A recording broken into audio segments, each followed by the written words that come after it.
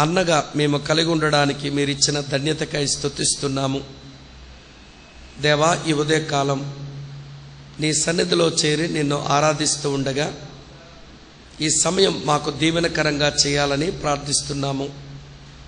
చేరిన మా ప్రియులందరినీ పేరు పేరున మీరు ఆశీర్వదించి మాకందరకు అర్థమగినట్లుగా నీ వాక్యమును బోధించి మా బ్రతుకులు గొప్ప రూపాంతర అనుభవంలోనికి వచ్చినట్లుగా మీరే సహాయం చేయాలని మమ్మల్ని మేము నీ చేతికి అప్పగించుకుంటూ నీ దీవెన కోరుతూ క్రీస్తేసు నామమందే అడిగి ప్రార్థిస్తున్నాము తండ్రి. ఆమేన్. ఆమేన్. 1987వ సంవత్సరం మార్చి నెల రీడర్స్ డైజెస్ట్ అనే ఒక ఇంగ్లీష్ మ్యాగజైన్లో ఒక ఆర్టికల్ వారు పబ్లిష్ చేశారు. ఆ ఆర్టికల్లో జరిగిన ఒక స్టోరీని రాశారు. ఆ స్టోరీలో ఉన్న వివరాలు ఇలా ఉన్నాయి. అమెరికా దేశంలో ఒక పారిశ్రామికవేత్త, గొప్ప ఇండస్ట్రియలిస్ట్, చాలా కర్మాగారాలు ఉన్నాయి, చాలా సంపన్నుడు, చాలా డబ్బులు ఉన్నవాడు. ఆయన 2 పిల్లలను కలిగి ఉన్నాడు. ఆయనకున్న బిజీ స్కెడ్యూల్స్ను బట్టి చాలా ఎక్కువ సమయం తన కంపెనీలకు తిరుగుతూ ఆఫీస్ పనులు చూసుకుంటూ ఎప్పుడో చాలా రాత్రైన తర్వాత ఇంటికి వస్తాడు. తెల్లవారు ఎంత త్వరగా లేవలేడు. లేచేసరికి తన పిల్లలు వారు చదువుకోవడానికి వెళ్ళిపోతూ ఉంటారు. అయితే వాళ్ళ నాన్నగారిని బట్టి పిల్లలు ఇద్దరికీ చాలా భయమే. అసలు ఆయన గారంటే తన భార్యకే చాలా భయం. ఎందుకో ఆ రోజు వేగంగా లేచి పిల్లలతో పాటు బ్రేక్ఫాస్ట్ చేద్దామని టేబుల్ దగ్గరికి వచ్చి కూర్చున్నాడు. పిల్లలు కూడా అతని దగ్గరకు వచ్చి ఉదయకాలం టిఫిన్ కొరకు కూర్చున్నారు. ఆయనేమీ మాట్లాడడం లేదు, పిల్లలు కూడా ఏమీ మాట్లాడడం లేదు, తింటున్నారు. ఈయన కొంచెం నోరు తెరిచి అన్నాడు, మీరేమీ మాట్లాడడం లేదేంటి అన్నాడు. ఆ పిల్లలు ఇద్దరు చిన్నపిల్లలే కానీ వారికి కలిగిన జ్ఞానంలో ఇలా అన్నారు, డాడీ, మాకు కావలసినవన్నీ మీరు మాకు ఇచ్చారు, మాకు మంచి చదువును మీరు మాకు ఇప్పిస్తున్నారు, మంచి వనరులు మా కొరకు సమకూర్చారు, మంచి భోజనం మాకు ఇస్తున్నారు. కానీ నాన్న అంటూ పిలుస్తూ మీ దగ్గరకు రావాలంటే మాకు చాలా భయమేస్తుంది. అందుకు గల కారణం మీకు తెలుసు. రాత్రి మీరు వచ్చినప్పుడు బాగా తాగి వస్తారు. ఎదురుగా మమ్మీ కానీ మేము కానీ ఎదురు పడితే మమ్మల్ని బాగా కొడతారు. ఉదయాన్నే మీరు లేచేసరికి మేము వెళ్ళిపోతాం.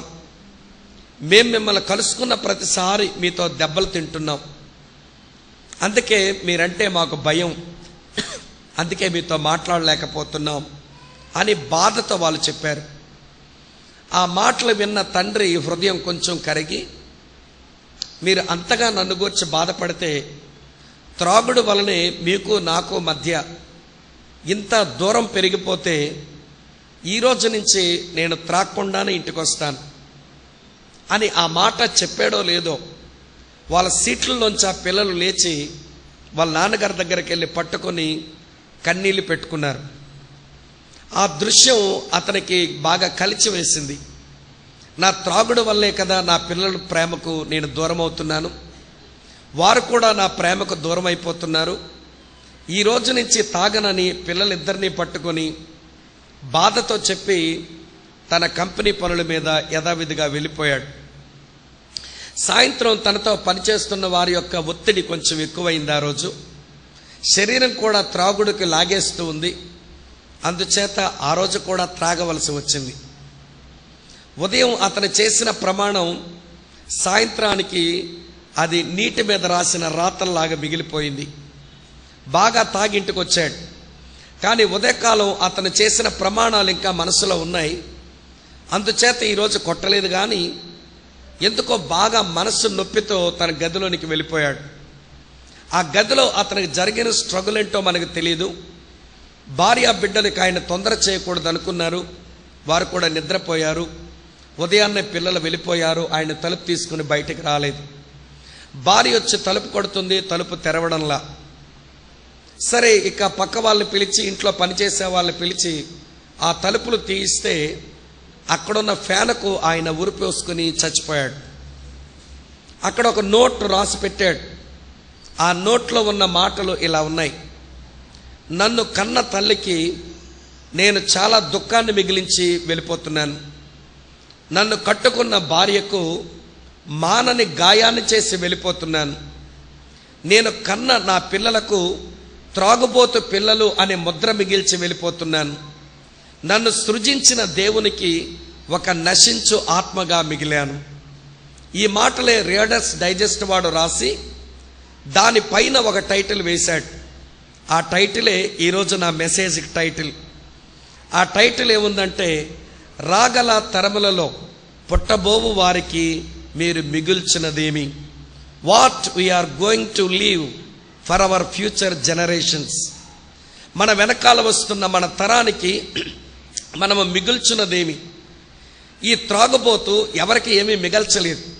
ఎన్నో కర్మాగారాలు కట్టాడు, ఎంతోమంది ఉద్యోగస్తులను పోషిస్తున్నాడు, తన కింద పనిచేస్తున్న వారు చాలామంది ఉన్నారు.